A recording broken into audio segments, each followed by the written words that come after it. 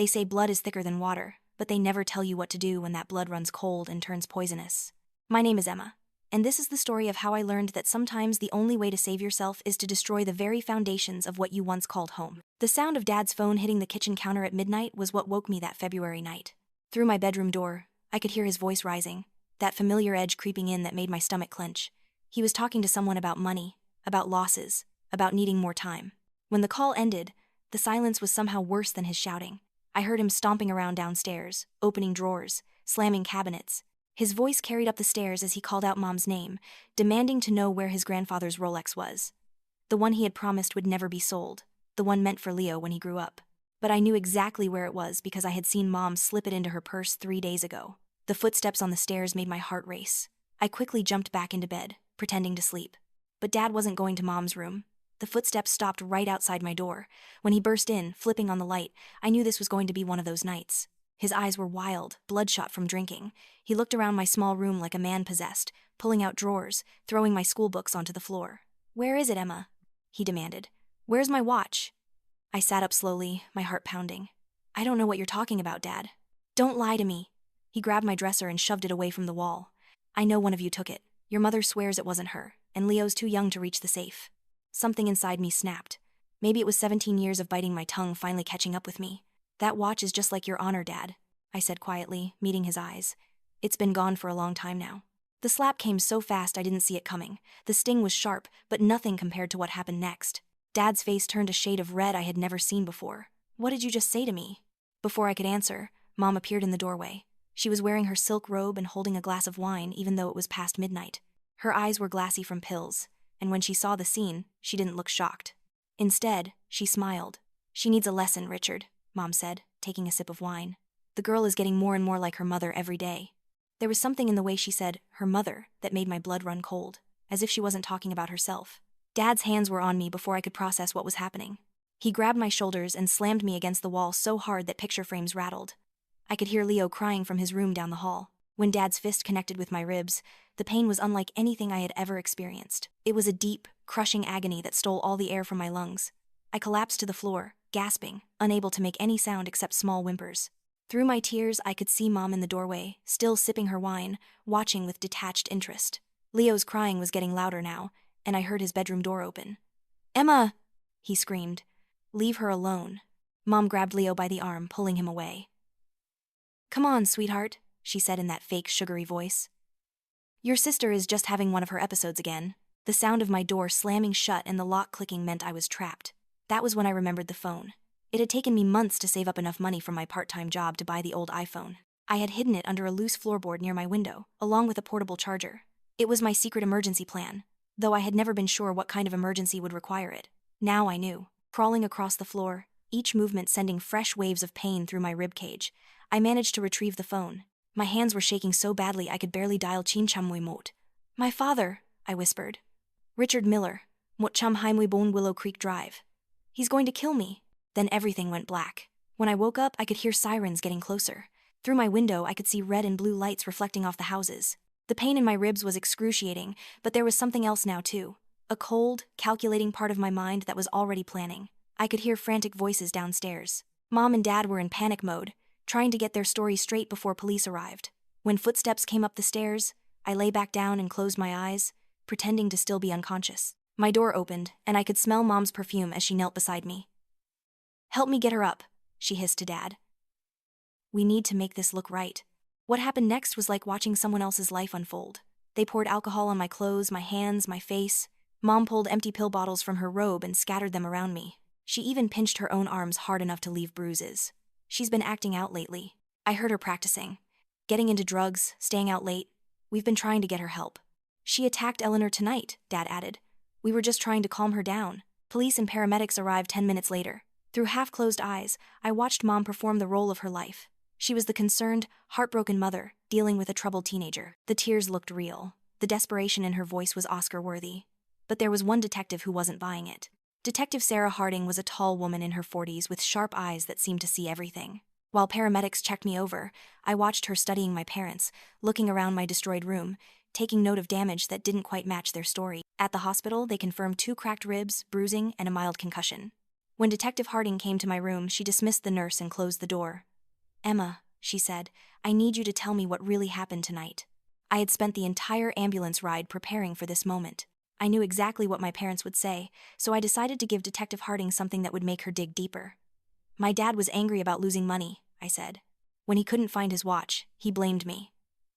"But Detective Harding," he said something else. He said he was going to bury me in the backyard, just like he did with the other mistakes. I watched her eyebrows raise. "Other mistakes?" "I don't know what he meant," I lied. But the way he said it, it sounded like it wasn't the first time. That was when I took the biggest gamble of my life. "There's a phone," I whispered, "hidden in my room under the loose floorboard by the window. I've been recording things. The fights, the threats, everything. And there are some papers I photographed, documents from my dad's construction business. I think he's been doing something illegal." For the first time since this nightmare began, I saw hope flicker in an adult's eyes. The next morning, my sister Chloe called the hospital. Not to ask how I was, but to blame me for destroying our family's reputation. "What the hell is wrong with you, Emma?" she hissed. "Do you have any idea what you've done? Dad could lose his business. Why can't you just keep your mouth shut?" I listened for 30 seconds before hanging up. For the first time in my life, I felt absolutely nothing for my older sister. Just a cold, empty space where my love for her used to be. That afternoon, Child Protective Services took Leo to a temporary foster home. I watched from my hospital window as they led my little brother to their car, and it took every ounce of strength not to break down. 2 days later, Detective Harding came back with a tablet computer and a grim expression. "Emma," she said, "I want you to listen to something." She played back one of my recordings from 3 months earlier. It was Dad's voice, clear as day, threatening to beat the disrespect out of me. In the background, you could hear Mom laughing and encouraging him. There was the sound of breaking glass and my own voice pleading. "There are 47 recordings on this phone," Detective Harding told me, "some going back 2 years, but that's not all we found." She showed me photographs of documents I had secretly taken, tax forms with forged signatures, invoices for materials never delivered to construction sites, bank statements showing money being moved illegally. "Your father has been committing tax fraud for at least 5 years, she said, "and your mother has been helping him. But that comment about other mistakes led us to get a warrant to search your property." My heart started pounding. "Did you find something?" "Not what we expected," she admitted. "No bodies, if that's what you're wondering.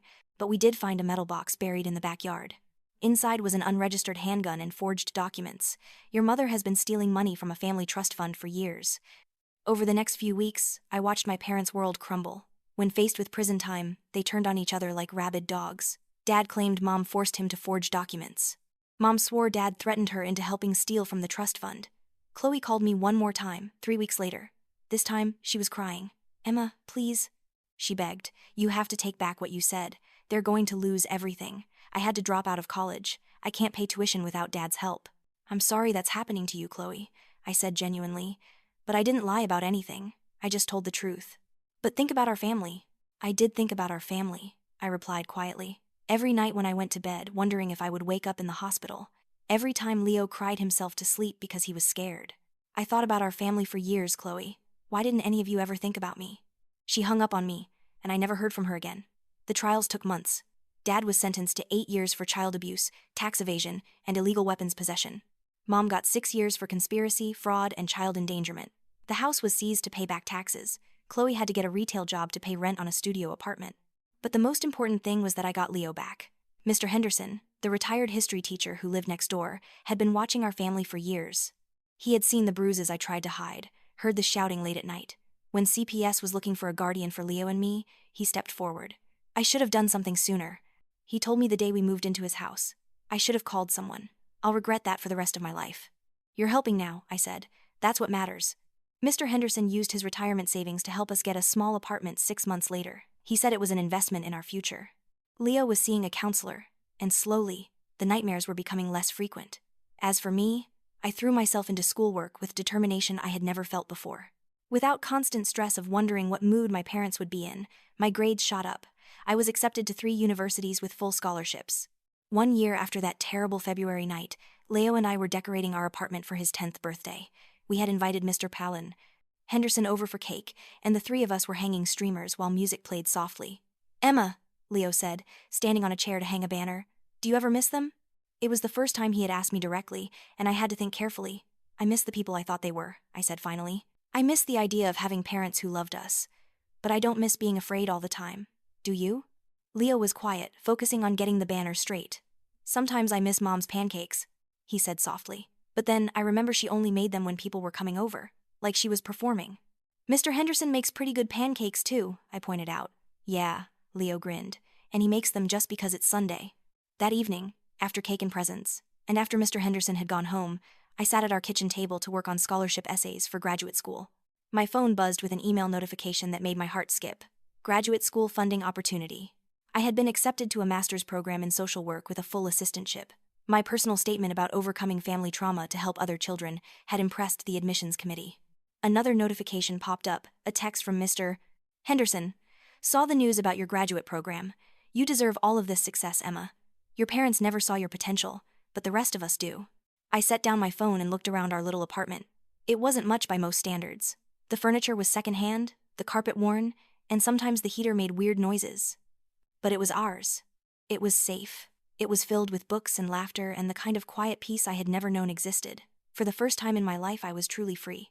Free to make my own choices, to build my own relationships, to define success on my own terms. I had learned that family isn't always about blood relations. Sometimes family is a retired teacher who believes in you. Sometimes family is a little brother who trusts you. Sometimes family is the community you build with people who actually care. I walked to the window and looked out at the street below. Kids riding bikes, neighbors talking over fences, couples walking dogs. Normal people living normal lives without constant fear.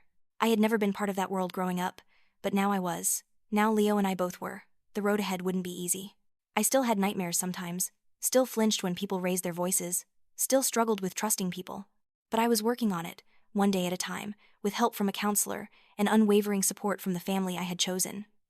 As I got ready for bed that night, I caught sight of myself in the bathroom mirror. The girl looking back bore little resemblance to the terrified 17-year-old who had whispered into a hidden phone that February night. This girl had straight shoulders and clear eyes. This girl wasn't afraid of her own shadow. This girl had learned she was worth fighting for. Before I turned off the light, I looked at the framed photo on my nightstand. It was Leo and me at his school's science fair, both grinning as he showed off his volcano project. Mr. Henderson had taken the photo, and you could see how proud and happy we both looked. Tomorrow would bring new challenges. Graduate school applications to finish, Leo's parent-teacher conference, bills to pay, and responsibilities that came with building a life from scratch. But I was ready. I had survived the worst thing I could imagine and come out stronger. As I drifted off to sleep, I thought about the email I would send in the morning, accepting the graduate program offer. I thought about the work I wanted to do, helping other kids trapped in situations like the one I had escaped. I thought about the future Leo and I were building together, brick by brick, day by day. And for the first time in my life, when I thought about the future, I felt nothing but hope.